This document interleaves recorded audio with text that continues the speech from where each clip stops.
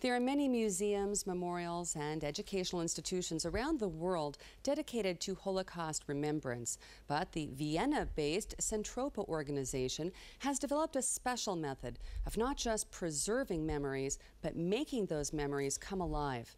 IBA's Johanan El Rome spoke recently with Edward Serotta, the director of Centropa, about his work. Holocaust video interview programs are vitally important, and all the ones I've seen are remarkably good. We tried a different approach. What we wanted to do was to go to Central Europe's last elderly living Jews and ask them to share their family pictures with us. We never interviewed them on video. And we asked them to allow us to digitize them. And as we would digitize them and show them those pictures, we'd ask them to tell us stories about the people in those pictures. So that Centropa's goal, unlike Holocaust interview projects, was to create a portrait of the entire century as remembered by each person we interviewed. How has this impacted the teachers that you work with? I would say that the first answer to that would be is that Centropa was more impacted by teachers because we'd never actually planned on getting into education. Once we took these interviews, and it's 1,200 of them that we conducted, and 22,000 old family photographs, and put them online, that started in about 2002, we were besieged with emails from teachers in different countries, each one of them asking us if they could do this with these pictures and that.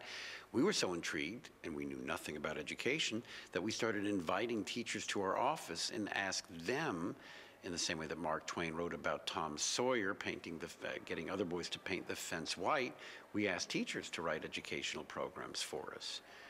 We did that only because we didn't know how ourselves, and this became this ongoing dialogue that's been going on for years now, in which teachers create programs that they will use themselves. You also have a large involvement from the non-Jewish community or non-Jewish teachers. What role do you see them playing? Well, we believe that stories are universal and that stories connect us all. We have an enormous number of schools, well over 150 schools throughout Central and Eastern Europe, in Hungary and Romania, in Austria and Germany, and we're adding more almost every month now. These are not Jewish schools.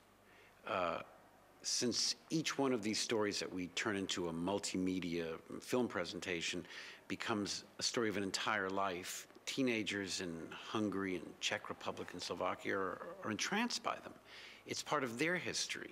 So we don't see a wall between Jews and non-Jews. Most young people today in this part of the world realize that learning about their town's Jewish history is something pretty exciting for them. You said during your discussions with the teachers that Centropa is not trying to just preserve memories, but you're trying to make the memories come alive. Well, we do that by having kids watch our films, which will take them back. Let's say we have a film about a woman called Rosa Rosenstein who lived in Berlin. She lived to be 98, and she recounted 9 decades of stories. And now we show that film to students in Berlin, and now kids in Berlin are making their own stories.